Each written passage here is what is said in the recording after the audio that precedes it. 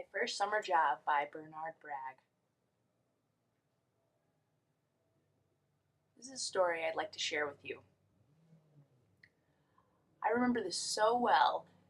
So well, it's like it happened yesterday. But it really happened a long time ago. I was a young student at Gallaudet College, and it all started when I went home to New York for the summer. It was a year after my freshman year at Gallaudet. And the whole month of June, it seemed like I was looking for work. It was really difficult to get a job because there were so many students like me that were all looking at the same time.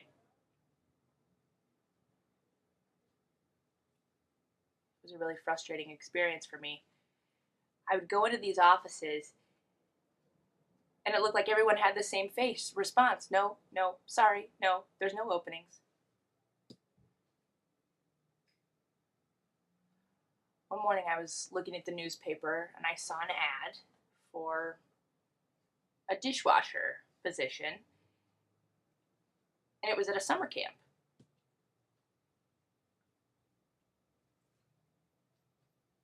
I thought, I could be a dishwasher. I was pretty excited, and I went to the office. It was near Fifth Avenue. And I was pretty excited. I was the first applicant to arrive, and I had an application, and I filled it out, and I waited. Finally, they said, you can come in. So I went in, and the boss looked at me with his little tiny glasses, and I gave him my application. He looked at it, and he started talking to me. I thought, oh, I need to explain to him that I'm deaf. So I stopped him, and I said, I can't hear. And he said, what? And I said, I'm deaf. And he said, oh, well, go through these doors right here and open the door, follow that through, and then at the corner there's a hallway, and then there's an elevator. I just came up on that elevator. I knew that. I thought, he's dismissing me without any explanation. So I got in the elevator. The elevator started going down, and while the elevator was going down, I was getting depressed. I felt like there's so much to explain. I can do a good job. It's not required to hear to wash dishes, right?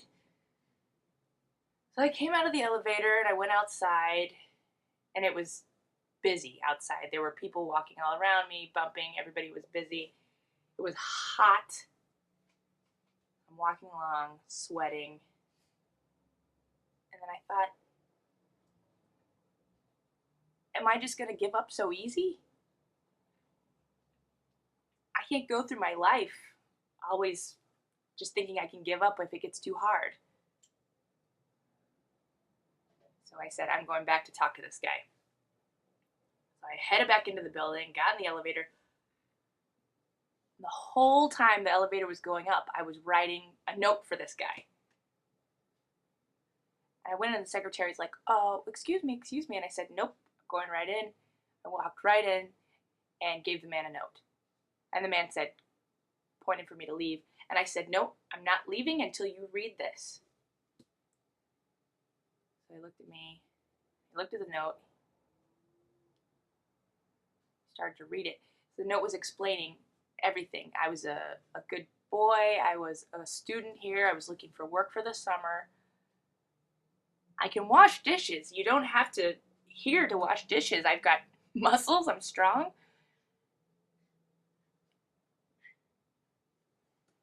And he said, okay, let's sit down. So I sat down, and he said, can you read lips? And I said, a little bit. And he said, okay, let's talk. So we had a discussion, and he gave me the job. I'll never forget the day that I arrived at the camp. It was in Massachusetts. The landscaping was beautiful. There were trees everywhere. I was really excited. I went in and started working as a dishwasher. I'd take these dirty dishes and throw them into the sink. And I have to admit to you, I hate washing dishes, but I had to do it. I had to make a living. For about a month, I was a workhorse. And then one day, a man, the camp director, was looking for some help, a volunteer to help farmers.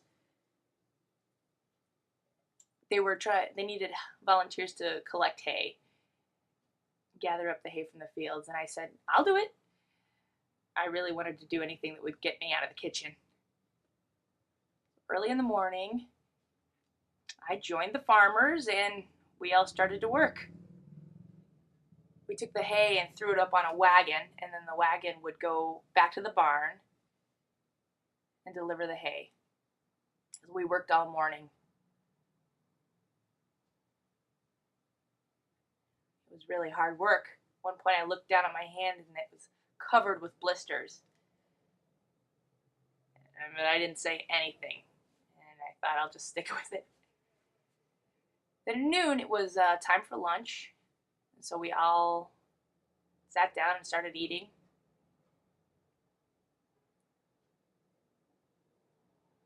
I was really tired, so I sat down under a tree to rest for a minute. The next thing I know, I wake up and everyone's gone.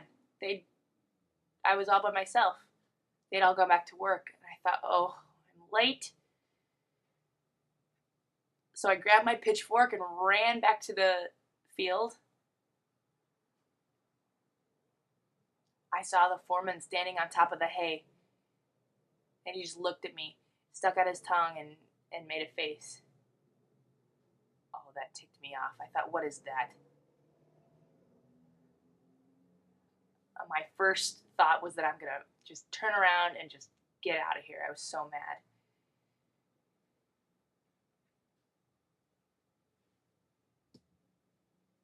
And I thought I better just work. Be patient. So I started to work and I threw up more hay. And the hay was piling higher and higher. And we would move through the field and just stack the hay. And there was a summer storm a-brewing. We all thought it was going to rain any time. So we have to hurry. We had to hurry. And we had to stack as much hay as we could on the wagon because I had to get back to the barn before it started raining. And we were all working like crazy. Got him back to the barn, and the foreman dismissed everyone except me and another farmer. He told me to go into the loft and stay there. He and the farmer were going to take the pitchforks and throw hay up to the loft. What I was supposed to do is spread the hay out so that we could stack it up so that it wouldn't all be in one pile. So the two of them just started chucking hay right up on the loft. And I was spreading it out, and they were going so fast. It was too fast. I couldn't keep up with it. And the hay was coming in. I couldn't breathe. And then I looked down and I saw that foreman, and he was really enjoying this. And I thought, I don't know if I can continue for another second. I'm dying here. And just then, the foreman said, okay, let's switch spots. You come down here and I'll go up there. I came down and the air just rushed into my lungs. I felt so much better. And then I thought, now it's my turn. So I grabbed that pitchfork and I started chucking that hay up to the loft. And the foreman started getting overwhelmed by all the hay I was throwing, and I was going like crazy at this guy. I did all the hay, and right then the storm started. There was lightning, and the sky opened up, and rain just poured down. I fell over onto the floor, and rain is just coming down on me, and I thought, I just gotta lay here for a second. So I got up. I wiped the rain from my face and I was ready to leave. And the foreman looked down at me. By now he's smoking a cigarette. He motions for me to come over, and I went over there. And he put his arm on my or he put his hand on my shoulder. To me, it felt like I really was being made a knight. Like this guy was taking his sword and laying it on my shoulder. I said goodbye to him and I walked out into the barn and just walked straight ahead through the field.